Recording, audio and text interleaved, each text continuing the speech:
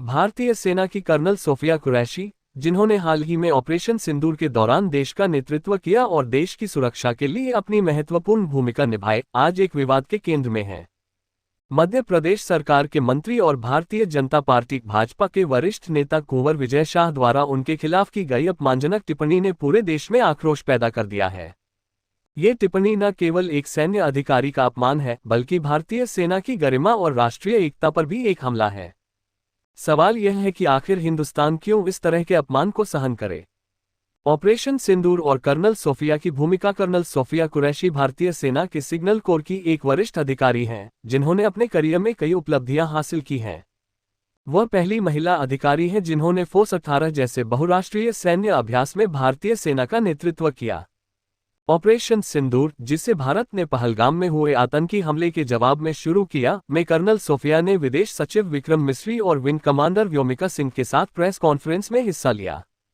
इस ऑपरेशन में भारतीय वायुसेना ने पाकिस्तान और पाकिस्तान के कब्जे वाले कश्मीर पॉप में 9 आतंकी ठिकानों को नष्ट किया। कर्नल सोफिया ने इस ऑपरेशन की जानकारी देश दुनिया को देने में अहम भूमिका निभाई। उनकी स्पष्टता, आत्मविश्वास और देशभक्ति ने उन्हें राष्ट्रीय नायक बना दिया। विजय शाह का विवादित बयान 13 मई 2025 को इंदौर के महू में एक सार्वजनिक सभा को संबोधित करते हुए मध्य प्रदेश के जनजातीय मामलों के मंत्री विजय शाह ने कर्नल सोफिया कुरैशी को आतंकियों की बहन कहकर संबोधित किया। ये टिप्पणी न केवल सांप्रदायिक थी, बल्कि इसमें लैंगिक भेदभाव और अपमानजनक भाषा का भी इस्तेमाल किया गया। इस बयान ने देश भर में तीव्र प्रतिक्रिया को जन्म दिया। मध्य प्रदेश उच्च न्यायालय ने इस मामले में स्वतः संज्ञान लेते हुए विजय शाह के खिलाफ प्राथमिकी दर्ज करने का आदेश दिया, जिसमें उनकी टिप्पणी को घृणास्पद और गटर की भाषा करार दिया गया। देश में आक्रोश और प्रतिक्रियाएं। विजय शाह के बयान के बाद विभिन्न राजनीतिक दलों, सामाजिक संगठनों और आम नागरिकों ने इसकी कड़ी निंदा की।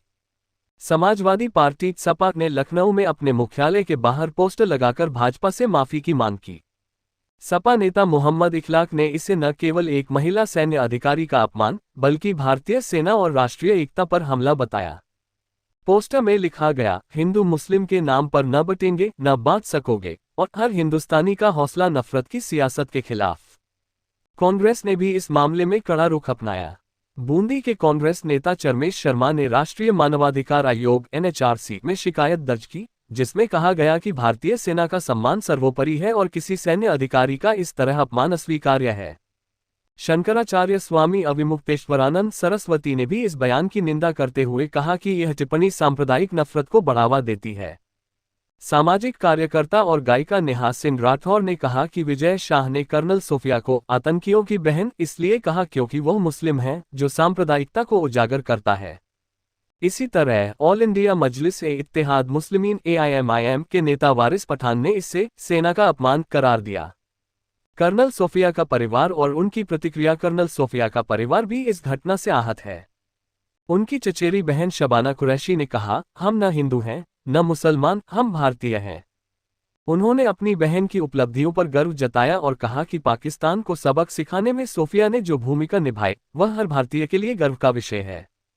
उनके ससुर गौसब बागेवाड़ी ने भी ऑपरेशन सिंदूर की सफलता और सोफिया की भूमिका पर खुशी जताई।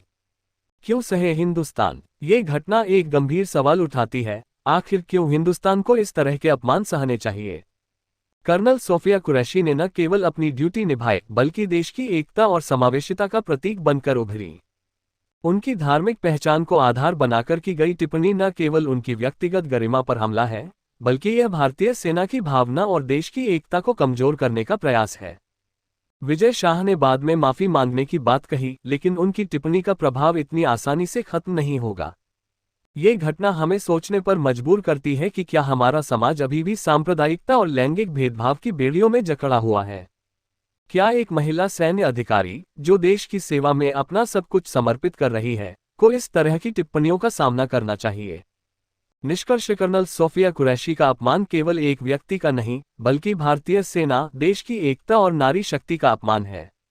ये समय है कि हम इस तरह की सांप्रदायिक और अपमानजनक टिप्पणियों के खिलाफ एकजुट हों। भारतीय सेना का सम्मान हमारी राष्ट्रीय पहचान का हिस्सा है और इसे किसी भी कीमत पर कम नहीं होने देना चाहिए। हिंदुस्तान को यह अपमान सहने की जरूरत नहीं है, हमें ऐसी मानसिकता को जड़ से उखाड़ने की जरूरत है। कर्नल सोफिया को सलाम और उनके अपमान का जवाब देश की एकता और ताकत से देना होगा।